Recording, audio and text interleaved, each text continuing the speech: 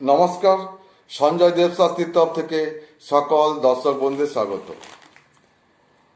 পঞ্জিকা কিভাবে দেখবেন এই নিয়ে আমার ভিডিও। অনেক সাধারণ মানুষ আছেন যারা পঞ্জিকা দেখতে পারেন না, বিভিন্ন ঠাকুর মশাইয়ের কাছে নিয়ে যান বা যারা পঞ্জিকা জানেন তাদের কাছে নিয়ে যান, কিন্তু আপনারা নিজেরাই ঘরে বসে পঞ্জিকা দেখে নিতে পারেন কখন দিন সময় ভালো বা খারাপ আছে বা কোন কোন দিন শুভ যোগ রয়েছে। তাই আমি আজ পঞ্জিকা কিভাবে দেখবেন আমি দেখাবো এই ভিডিওতে। আমি এখন দেখাবো বিশুদ্ধ সিদ্ধান্ত পঞ্জিকা 1429 সালের। এবার আমি এই পঞ্জিকাটি খুললাম। খোলার পর আমি দেখাবো সোমবার 4ই বৈশাখ।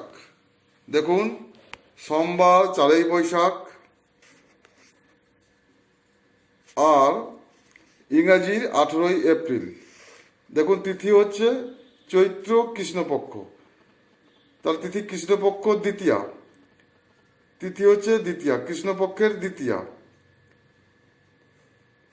রাত্রি 7টা 24।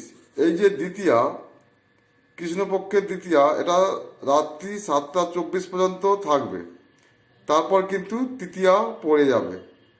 বুঝে নিলেন এটা কথা? এবার নক্ষত্র হচ্ছে সাথী নক্ষত্র। সাথী নক্ষত্র কি? পাত। পাত মানে সকাল 5টা 34 অবধি থাকবে এই সাথী নক্ষত্র। পরে বিশাখা, রাত্রি ঘন্টা 3টা 39 অবধি থাকবে বিশাখা। তাহলে বুঝলেন, নক্ষত্র সাথী সকাল 5টা 34 পর্যন্ত থাকবে, পরে বিশাখা নক্ষত্র আসবে, রাত্রি 3টা 39 পর্যন্ত থাকবে।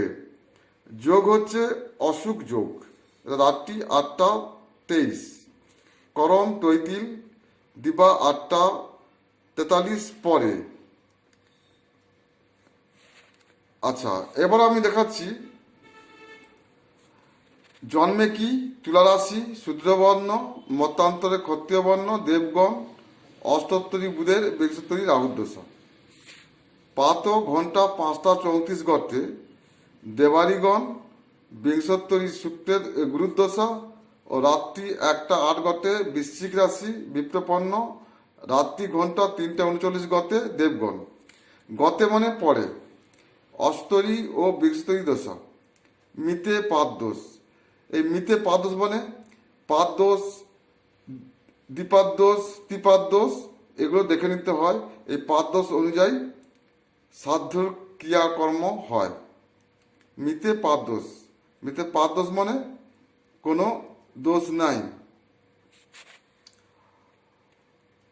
পাত 5টা 34 গতে ত্রিপাদ দোষ। দেখুন, পাদ দোষ কোনো দোষ নেই। কত অবধি দোষ নেই না? 5টা 34 অবধি। তা 5টা 34-এর পর ত্রিপাদ দোষ লাগবে। যে কোনো মানুষ যদি 5টা 34-এর পর মারা যায় তখন ত্রিপাদ দোষ। আর রাত্রি 7টা 24 গতে দ্বিপাদ দোষ। আর রাত্রি 3টা 39 গতে দোষ নাস্তি, কোনো দোষ থাকবে না। তাহলে কি হলো? পাদ দোষ, পাদ দোষ মানে একপাদ দোষ, ত্রিপাদ দোষ, দ্বিপাদ দোষ কটা সময় থেকে কটা সময় অবধি রয়েছে তা এখানে বোঝানো হয়েছে।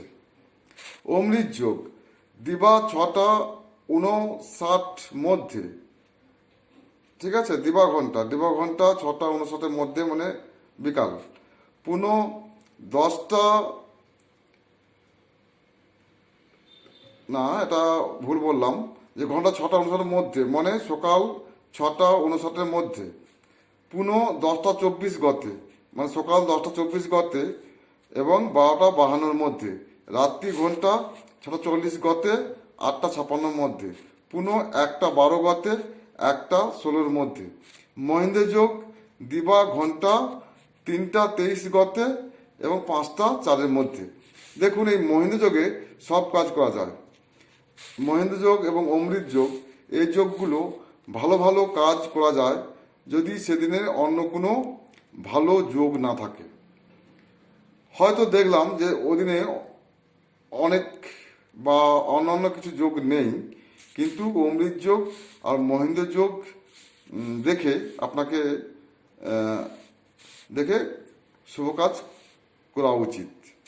এখান দেখুন বারবেলা, ঘন্টা 6:54 গতে, মানে পরে 8টা 28-এর মধ্যে বারবেলা, ঠিক আছে। পুনঃ 2টা 45 গতে, 4টা 19-এর মধ্যে। এই বারবেলার মধ্যে কোনো কাজ করার প্রয়োজন নেই, বা কোথাও যদি যাওয়ার থাকে দূরে, সেই যাওয়ার প্রয়োজন নেই। কাল রাত্রি ঘন্টা 10টা 10 গতে, 11টা 36-এর মধ্যে, এই মধ্যে রাত্রির সময় কোথাও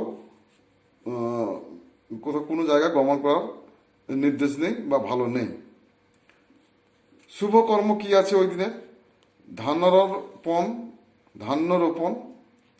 ধানের রোপণ করতে পারেন, পুণ্যাহ, বিক্রয় বাণিজ্য আছে, বীজ বপন, বীজ ফেলতে পারেন, বৃক্ষরোপণ, হ্যাঁ, শঙ্করদানি ধারণ, হল প্রবাহ, শ্রাদ্ধ, দ্বিতীয়া, একো ও সফি। তাহলে আপনাদের দেখালাম।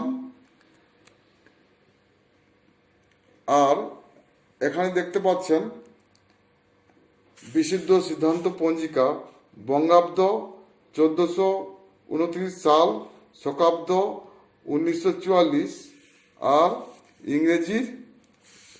ইংরেজির 2022। তাহলে পঞ্জিকা দেখতে গেলে, আপনাকে শুভ কাজ দেখতে গেলে অমৃত যোগ এবং মহেন্দ্র যোগ, এই দুটো যোগ দেখতে হবে। বা ওই দিন কোনো শুভকর্ম আছে কি না। যদি শুভকর্ম নাও থাকে, তবে এই অমৃত যোগ আর মহেন্দ্র যোগে কাজ করা যেতে পারে, ভালো কাজ মানে শুভ কাজ করা যেতে পারে। আর এখানে বললাম বারবেলা, এই বারবেলা যেই সময় দেওয়া আছে সেই সময় কোনো জায়গায় যেতে নেই বা কোনো কাজ করার দরকার নেই। কাল রাত্রি একইভাবে যে সময় দেওয়া আছে সে সময়ের মধ্যে কোথাও যাওয়ার প্রয়োজন নেই বা কোনো ভালো কাজ করার প্রয়োজন নেই। আর বললাম একটা দোষ, যদি কেউ মারা যায় সেই দোষগুলো কিভাবে লাগবে।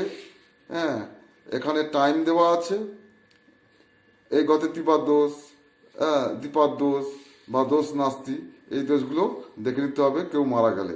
কারণ দোষ লাগালে তার দোষগুলো আবার খণ্ডন করার প্রয়োজন আছে শ্রাদ্ধের সময়।